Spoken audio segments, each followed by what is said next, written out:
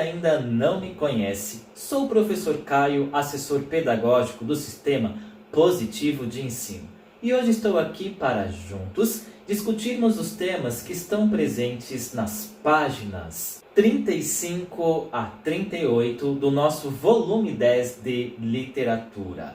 O nosso encontro de hoje está organizado em dois momentos. Na primeira parte, nós iremos aprofundar esse universo contextual em que se desenvolveu a literatura da segunda geração modernista.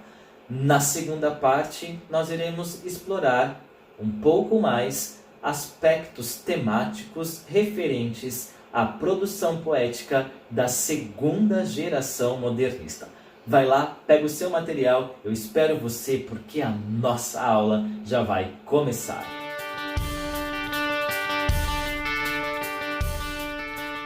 Antes de iniciarmos a nossa discussão propriamente dita, vale a pena retomarmos alguns elementos vistos na aula anterior.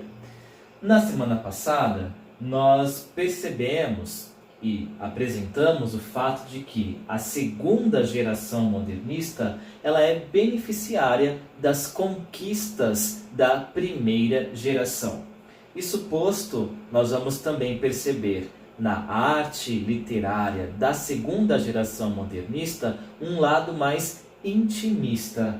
E nós reconheceremos também nessa produção literária uma forte dimensão social. Isso posto, vamos recordar aqui, nesse primeiro momento, que a primeira geração, denominada por Mário de Andrade como fase heróica, ela acontece no momento em que nós verificamos a exportação do café como base da nossa economia. E nós vamos perceber também que os excedentes dessa exportação financiavam o fortalecimento das indústrias e também o fortalecimento ali da modernização das nossas cidades. Essa perspectiva que nós vivenciamos na primeira geração, ela se altera na segunda geração. Por quê? Porque ali, olha, em 29 nós temos a quebra da Bolsa de Nova York, dando início a uma crise econômica mundial, crise essa da qual o Brasil não se safou. Diante da retração do mercado internacional, nós vamos perceber uma queda no consumo do café. Ora, se a nossa base econômica estava ali atrelada ao café, e era justamente o café que estava financiando o nosso processo de industrialização e de modernização, a queda do consumo desse produto significa também uma série de problemas econômicos e de crises instauradas em nosso território nacional. Da crise econômica, nós vamos reconhecer, portanto, reflexos na crise política. E a gente vai perceber, nesse momento de produção de segunda geração modernista, o surgimento de novos grupos políticos. Muitas manifestações sociais que vão levar à dissolução da política do café com leite, política essa em que se alternavam no governo representantes políticos do estado de São Paulo e do estado de Minas Gerais. Com o fim da política do café com leite, nós teremos ali a chamada Revolução de 30, revolução essa que vai ocorrer, né, no embate entre os interesses dos políticos e dos militares versus os representantes da oligarquia cafeeira. Esse embate, então, dissolve ali essa política do café com leite e a gente vai ver ali a chegada de Getúlio Vargas ao poder, ele que vinha do estado do Rio Grande do Sul. Getúlio Vargas assume o poder num chamado governo provisório, Só que em 1934 ele estabelece uma nova Constituição, legitimando assim o seu mandato. E aqui a gente começa a verificar um período de um governo, né, autoritário, de um governo centralizador. E uma das medidas tomadas foi a Lei de Segurança Nacional, que vai levar à perseguição das vozes e das manifestações que se opunham ao governo. Em 1937, nós teremos ali o fechamento do Congresso Nacional e o início do chamado Estado Novo. Esse período em que a gente vai encontrar ali um governo autoritário, como eu disse antes, um governo centralizador, enfim, estaremos diante aqui de uma ditadura. Nesse período do Estado Novo, nós teremos a criação do chamado Departamento de Imprensa e Propaganda. E esse departamento, dentre tantas outras ações, medidas, ele vai passar a perseguir os escritores. Nós teremos aqui, nesse contexto, a Segunda Guerra Mundial, e evento esse em que a humanidade vai ser posta face a face com a sua barbárie. E nós teremos aqui, pessoal, nesse período, né, a bomba atômica e a consciência de que o ser humano é capaz de destruir a sua própria espécie. Todos esses fatores vão trazer para a arte essa perspectiva intimista e ao mesmo tempo voltada para as questões existenciais. Eu não tenho formação em história e aqui nessa primeira parte vocês puderam perceber que há muitos elementos da história brasileira que vão influenciar nessa produção artística, nessa produção literária da segunda fase modernista. Por isso, é muito interessante que você retome lá o seu material de história e que você faça um estudo em paralelo entre as discussões literárias da segunda fase modernista e aquilo que você tem de conhecimento histórico. Isso tudo vai ajudar a compreensão desse projeto estético trazido pela segunda geração modernista. Chegamos aqui ao término da nossa primeira parte. Eu espero você na segunda parte da aula. Até já!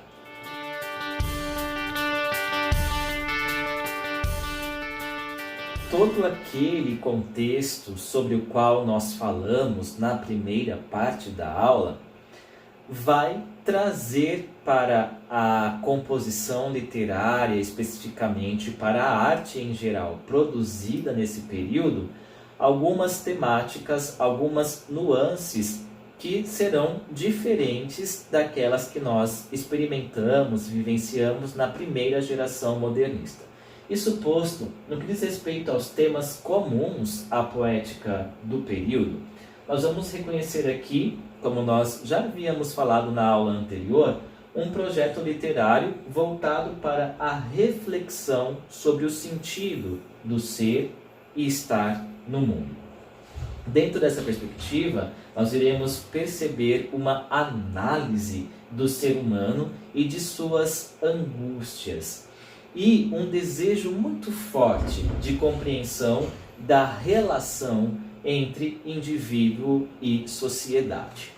Nós vamos perceber também que na segunda fase do modernismo brasileiro, as conquistas trazidas pela primeira fase modernista estão agora consolidadas. Por isso que nós havíamos dito na introdução da aula que a segunda geração modernista é beneficiária da primeira geração.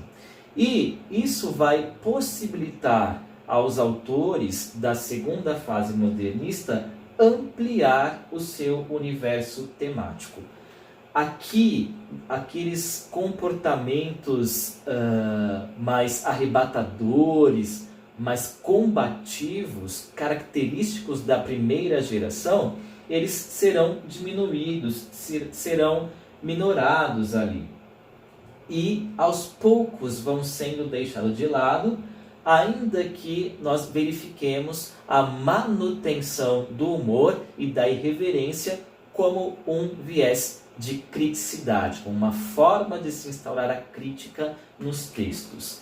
No que diz respeito à poesia, nós iremos reconhecer ali, olha, a presença dos versos livres, que serão adotados com mais frequência, as formas fixas que foram tão combatidas pela primeira geração modernista, elas voltam na segunda geração, mas voltam ressignificadas, trazendo uma nova compreensão sobre a tradição.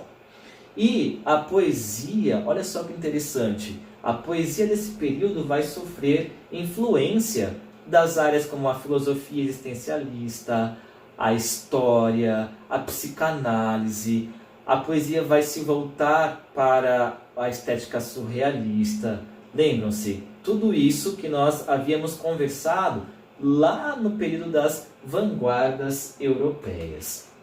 Nós vamos perceber aqui, turma, que a poesia da segunda fase modernista, ela vai estar voltada para problemas sociais e também para o engajamento.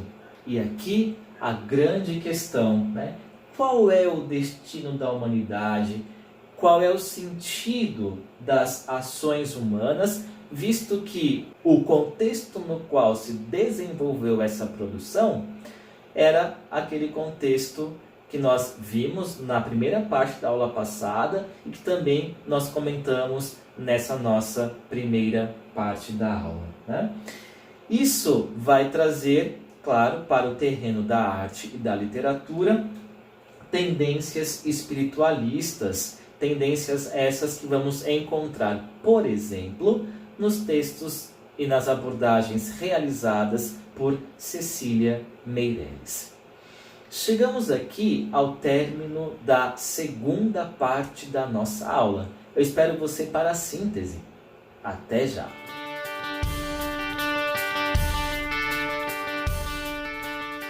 Vimos no nosso encontro hoje que o contexto no qual se desenvolveu a literatura da segunda geração modernista é um contexto bastante pesado, bastante conturbado, com muita agitação política, com crise econômica, com guerra, e tudo isso vai se refletir na literatura e na arte em geral, de uma maneira mais intimista, né? Trazendo um tom mais intimista para essa arte, para essa literatura, trazendo como temáticas abordagens e reflexões sobre o ser e estar no mundo, sobre a própria existência desse ser humano.